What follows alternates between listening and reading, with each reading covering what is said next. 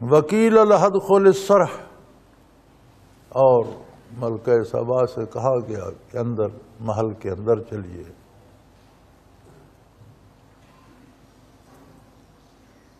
فلما رأتہ حسبتہ لجۃ وکشفت عن ساقیہا، جب محل میں داخل ہونے لگے تو ڈیوڑی سے اندر جب صحن میں قدم رکھا تو وہ اتنا خوبصورت محل بنا ہوا تھا کہ نیچے پانی جاری تھا، اس میں حوض بنے ہوئے تھے، ان میں چھوٹی چھوٹی مچھلیاں جو چھوٹے چشموں پہ حوضوں میں ہوتی ہیں وہ تیر رہی تھیں، اور اوپر اس خوبصورتی سے شیشہ جڑا ہوا تھا کہ سمجھ نہیں آتی تھی. تو یہ عالم تو صحن کا تھا، محل کیا ہوگا اور اس میں کیا کیا چیزیں ہوں گی اور کس قدر خوبصورت ہوگا. تو حضرت کی حکومت چونکہ جنوں پر، انسانوں پر، چرندوں پرند پر، ہواؤں پر، ہر چیز پر تھی، تو جنوں نے وہ اس طرح سے محلات بنائے کہ ملکہ سبا نے بھی سمجھا کہ اس پانی سے گزرنا ہوگا.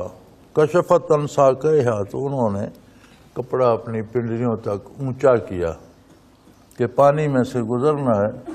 قال انہ صرح ممرد من قواریر، تو انہیں بتایا گیا کہ یہ تو ایسا محل ہے کہ جس کے نیچے حوض ہیں اور ان پر شیشہ جڑا ہوا ہے، آپ کو شیشے پر سے جانا ہے، پانی پھر سے نہیں گزرنا. تو اندازہ کیجئے اس کی خوبصورتی اور اس کی نزاکتوں کا کہ وہ کیسا عالی شان محل ہوگا.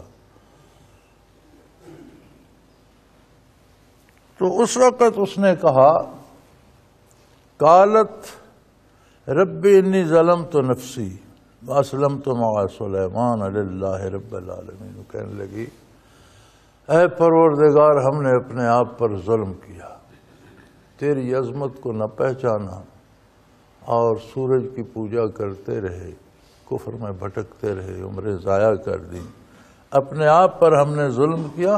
ہم جو ایک زمین پر ایک محل میں نہیں جان سکے کہ پانی سے گزرنا ہے یا اس کے اوپر سے گزر جائیں گے، اس میں پاؤں گیلے ہوں گے یا ہم شیشے سے اتنا ہمیں پتہ نہیں چلا، تو ہم کیسے فیصلہ کر سکتے تھے کہ کس کی عبادت کی جائے اور معبود کون ہے. ہم سے غلطی ہوئی، ہم نے اپنے آپ پر ظلم کیا، اور بارگاہ نبوت میں آ کر ہمیں ایمان نصیب ہو گیا. اسلمت مع سلیمان، ہم اسی چیز پر اسلام لائے، ایمان لائے جس پر سلیمان علیہ السلام اسلام لانے کا حکم دے. اللہ کے لیے جو تمام جہانوں کا پروردگار ہے. تو یہاں ایک بات یہ بھی طے ہو گئی کہ اسلام وہ ہے جو عقیدہ اللہ کا، رسول اللہ کا، نبی منوانا چاہتا ہے، اس سے باہر اسلام نہیں ہے. اپنے طور پر کوئی مختلف نظریات مان کر خود کو مسلمان کہتا رہے، وہ عند اللہ مقبول نہیں ہوگا جب تک ویسا ہی نہ ایمان لائے جیسا اللہ کا نبی مطالبہ کرتا. ایمانیات کی بنیاد ذات باری، صفات باری، انبیاء، کتابیں، فرشتے، آخرت، عذاب و ثواب، اور یہ ضروریات دین ہیں. لیکن اللہ کو، فرشتوں کو، آخرت کو ویسا مانا جائے جیسا اللہ کے نبی نے ماننے کا حکم دیا ہے تو اسلام. اپنے طور پر اپنی رائے کے مطابق کوئی اللہ کو بھی مانتا رہے، اپنی مرضی سے کوئی فرشتوں کو بھی ہوئی. تو مکے کے مشرک بھی مانتے تھے کہ اللہ بھی ہے اور فرشتے اس کی بیٹیاں ہیں، اللہ کے لیے اولاد مانتے تھے، فرشتوں کو اللہ کی بیٹیاں کہتے تھے. یہ ماننا تو نہ ماننا ہوا. اسی طرح دنیا کا ہر شخص کوئی نہ کوئی ایسی غیبی طاقت مانتا ہے جو اس کی حفاظت کرتی ہے، اس کے کاموں میں اس کی مدد کرتی ہے، اس کو بیماری میں شفا دیتی ہے، لیکن ہر ماننے والا ضروری نہیں اللہ کو مانتا ہو۔ اللہ جل شانہ کا ماننا وہ ہے جیسا نبی کریم صلی اللہ علیہ وسلم فرماتے ہیں کہ ایسا مانا جائے، اس کی ذات کو ایسا مانا جائے، اس کی صفات ایسی مانی۔ اسی طرح دین ان احکام کا نام ہے اور کام کو اس طرح کرنے کا نام ہے جس طرح اللہ کا نبی فرماتا ہے۔ یہاں ایک اور غلط فہمی ہے، اس کا بھی ازالہ ہو جائے۔ ہم یہ سمجھتے ہیں کہ نماز، روزہ، حج، زکوٰۃ، قرآن کی تلاوت کر لی یہ دین ہے، دین کے تقاضے پورے ہو گئے۔ باقی زندگی ہماری ہے، ہم اس میں ہماری مجبوریاں بھی ہیں، ہمارے تعلقات، رشتے بھی ہیں، ہمیں لوگوں کا بھی لحاظ کرنا پڑتا ہے، ہمیں پیسہ بھی کمانا ہے، ضرورتیں بھی پوری کرنی ہیں، بچے بھی پڑھانے ہیں، گھر بار بھی بنانا ہے، تو وہ ہمارا ہے، چلو اس میں چھوٹا موٹا ہوتا بھی رہتا ہے، کوئی نہیں، وہ ہم مرضی سے کریں گے۔ یہ دین نہیں ہے۔ عبادات کا حاصل کیا ہے؟ ساری عبادات کا حاصل یہ ہے کہ ہماری زندگی کے جتنے امور ہیں ان میں اللہ کی مرضی آ جائے اور ہم اللہ کی نافرمانی چھوڑ دیں۔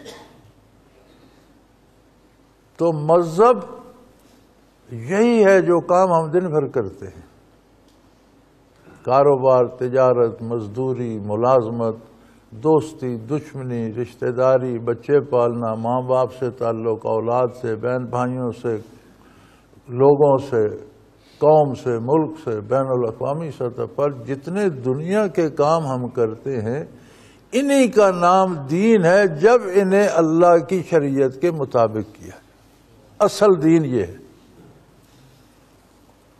عبادات دین کا ایک حصہ ہیں اور ان کا حاصل یہ ہے ان الصلاۃ تنہی عن الفحشاء والمنکر، بے شک اللہ کی عبادت برائی اور بے حیائی سے روک دیتی۔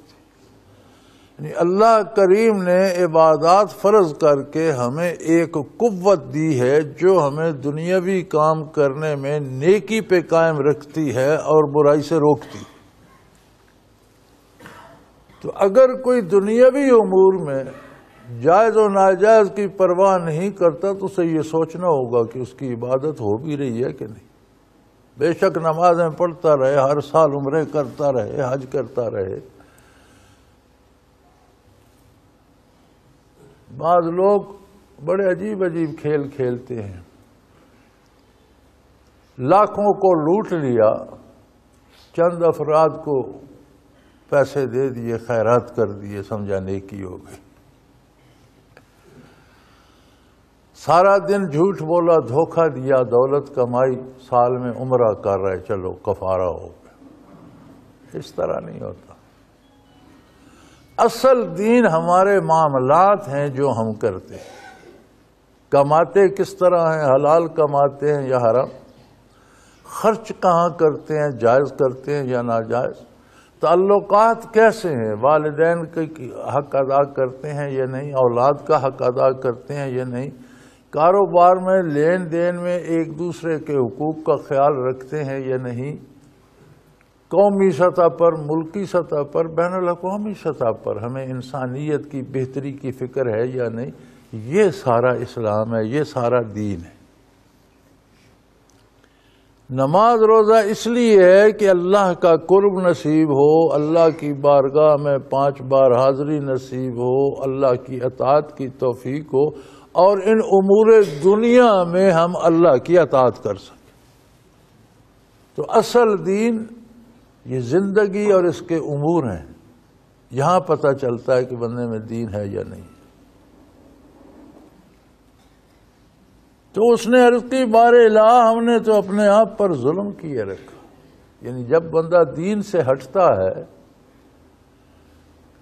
تو اس کا سارا کردار غلط ہو جاتا ہے، خواہش پرستی، نفس پرستی آ جاتی ہے، دوسروں کے حقوق کو پامال کرتا ہے۔